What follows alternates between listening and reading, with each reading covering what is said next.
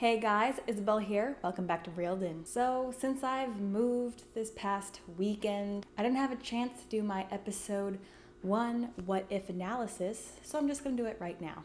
Last Wednesday, Marvel came out with its new TV series on Disney Plus called What If, which basically explores what if all these different MCU characters basically switched roles. And I personally think the time it takes place in the MCU is directly after the events of Season 1 of Loki. At the end of Season 1 of Loki, the sacred timeline, which all of the events of the MCU have happened on so far, broke apart and chaotic branches and different timelines on each branch started to form. So I don't think it's been confirmed exactly. There was a new trailer with some branching timeline and even the TVA analog computers on it, so I think my theory is correct. But in this video, I will give you guys my thoughts as well as some breakdowns of the episode and what I saw and noticed in it. So episode 1 of What If is called What If Peggy Carter Became Captain America, basically. And as I'll be doing this video series, I will be referring to the live action MCU movies, the ones that we've all seen in the past and all the characters we know and love, as the Sacred Timeline movies. So when I say this character on the Sacred Timeline, I'm referring to the live action version. But starting this episode of What If, the Marvel logo transforms into animation, which lets us know that this series still takes place in the Marvel Cinematic Universe, just in different multiverse timelines. It's not its own thing like the S.H.I.E.L.D. TV show was. It also opens up with the Watcher, a new character for us in the MCU, and he's basically going to be taking us on these whack journeys of different timelines and explaining what the differences were and why those differences happened. Fun fact though, we do see them, or a different version of them, in a Guardians of the Galaxy end credit scene. They have large flesh-covered heads, although this one seems to be a silhouette in the sky. What I liked about this episode was how it was basically just Captain America, but with Peggy. Although there are some subtle differences. Like, instead of Peggy and the rest of the entourage going in the booth to watch Steve's procedure, Peggy stays, leaving the rest of her entourage to also stay. No, I'd prefer to stay. There. That's the moment. So big difference number 1 that created all this branching timeline scenario to happen. The Hydra agent puts the bomb next to Erikson, and he does immediately die rather than being shot in the Sacred Timeline movie. So that's one difference I noticed. Steve rushes out to help, and he himself gets shot, but he doesn't die. Peggy actually ends up shooting and killing the spy, unlike in the Sacred Timeline Captain America, where she almost does, but Steve knocks her out of the way of the car that's moving towards her and it's about to hit her. Another detail I did miss, but was pointed out to me in the comments, so if that was you, thank you very much, was that unlike Steve, Peggy actually got the full dosage of the serum since she stopped the Hydra agent and replaced the serum back in its holder. Whereas Steve only got 2/3 of the serum, leading to the street chase scene trying to get the serum back in Captain America. After a not-so-great chat with one of the U.S., I'm assuming he's a general of some sort, Peggy punches the punching bag right off its mount, like Steve did in the Sacred Timeline movie. Steve, who is going through physical therapy, tries to cheer up Peggy by saying at least she doesn't have to go on a tour. It could be worse. Flynn could stick you on one of those USO tours. Wear a crazy costume, being told to smile 10 times a day. Which is a direct reference to what would have happened if Steve himself, got the serum, and also the events that did happen in Captain America. But I still love that even though Steve didn't get the glory of being the super soldier, he's still so supportive and happy for Peggy. I still think showing the kind of man he is and will always be no matter what timeline he's in. Then we get the same shot of Red Skull pulling up to the clock tower with his Hydra hood ornament, as in the Captain America movie. Once inside of the clock tower, we see him looking at a carving of the Tree of Life. However, in this timeline, Red Skull finds a different carving than we originally see. An image of the Tesseract surrounded by a ring, which we later find out will be a portal, and tentacles emerging from it.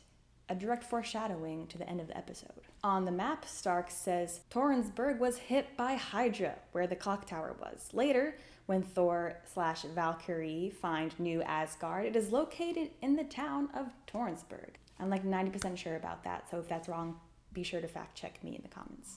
And Peggy gets a new suit from Stark with the British emblem, same as a new shield with, instead of the stars and stripes of America, she gets the British flag in the center and a blue outer ring, one of the major differences between the two shields. I just want to say Peggy's whole introductory action sequence was amazing and really showing the effects of what Steve would have had if he'd been given the entirety of the serum. Also, her shield work, just amazing. I like how they threw in this Shiza, because even though it's sort of supposed to be like a kid's show in a way, not really, but in a way, that is the German variant of the S word. And something that I don't think enough people are talking about is that Stark basically makes a Mark 1 of an Iron Man machine for Steve, similar to how Tony made one for Rhodey. And he did this decades before his son Will, or did, because swapping timelines here. Which leads me to wonder what exactly will be happening with Tony Stark in this What If series.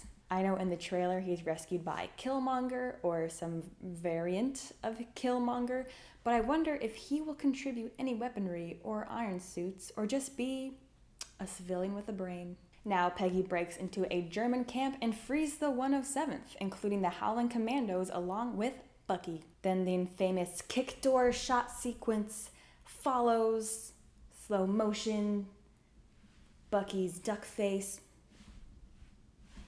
Steve flies his Hydra Stomper powered by the Tesseract, perhaps wiping the whole. Tony creates a new element to power his newer suits and his own arc reactor. If this earlier Prototype 1 suit was powered by the Tesseract, there really is no need for any other power source, unless of course the Tesseract gets destroyed. But based on episode 2, it won't be by Thanos. And then the train sequence comes on with a lot of reference to the Captain America movie. Peggy states that Bucky is afraid of trains, a possible hint to his fall in the Captain America movie. Or maybe you're just afraid of trains. Bucky does almost fall off the train, but Peggy saves him, and he makes a statement about his arm being ripped off. You almost ripped my arm off! Hinting in the original timeline, he loses his arm and becomes the Winter Soldier.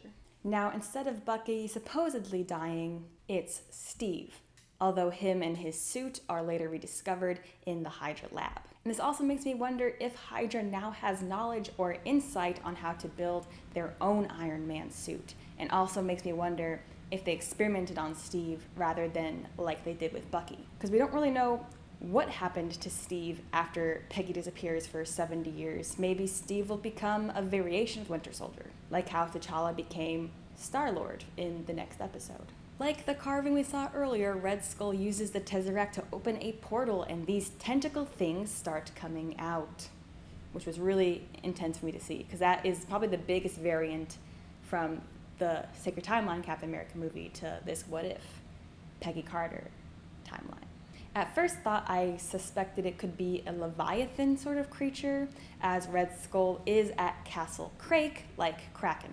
I thought I was onto something, but I couldn't find anything related to a Leviathan in the Marvel comics. Although there are many tentacle and reptilian creatures of the cosmos in the MCU and Marvel's comics, so it could be one of those. If you guys know, let me know in the comments. I'd like to be educated. Also, just love the fact that Captain Carter gets a sword. That wasn't hers, that was just a sword I had. And this episode ends with the roles reversed, Peggy sacrificing herself and Steve saying that they still have a dance to share. Peggy, no! I have to. I can end this. You owe me a dance lesson! Yes! Which still hurts, no matter what timeline or variation it is. Peggy pushes herself and the tentacles into what I believe could be another dimension. Then later on, when Nick Fury uses the Tesseract to open another portal, the chopped up tentacles, which I believe, for 70 years, Peggy has just been battling this thing, cutting off all its tentacles. as well as Captain Carter herself emerges from this portal. The room looks like where they performed Project Pegasus, so that leads me to believe that Peggy Carter, who has been gone for 70 years now, pops up in the timeline, I believe, when Loki is about to attack New York in the first Avengers movie, leading her last line to be a little bit ironic. Of course. We won the war. Because she just, to her knowledge, left a war and now she's about to go fight again in another war against aliens. If they're following that timeline, I'm not sure. This is the multiverse, so anything could happen, and it's sometimes really confusing.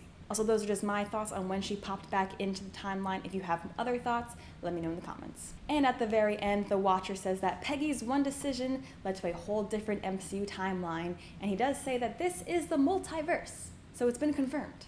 Her one choice gave birth to a whole new history and gave the multiverse a new hero. So it'll be exciting to see how these following episodes and just how Peggy's one choice led to all the different branches that these episodes, I believe, will represent. Also, the Watchers state that they can't interfere and won't interfere. I observe all that transpires here, but I do not, cannot, will not interfere.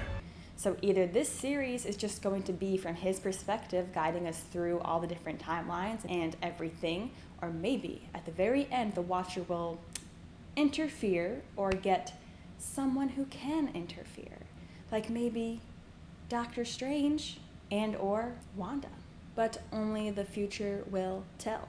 I, for one, really liked this opening episode. I'm a very big Captain America, and to see Peggy Carter get her moment to shine. I'm sure she had many moments in the past, but like to really, as she said, be seen by others is really amazing to me.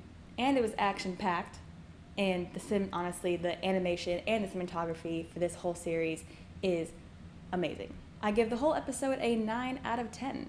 Well guys, that is what I have for you today. That is my analysis on episode 1 of What If. What I also found funny is they basically just like condensed the events of Captain America, the first Avenger, to literally 30 minutes, which I just found kind of hilarious. I don't know why, but I did. Well guys, be sure to leave a like on this video, comment what you thought about episode 1. Are you a fan of Peggy Carter as Captain Carter? Are you not? Fun fact, Captain Carter is actually based on Captain Britain from the comics.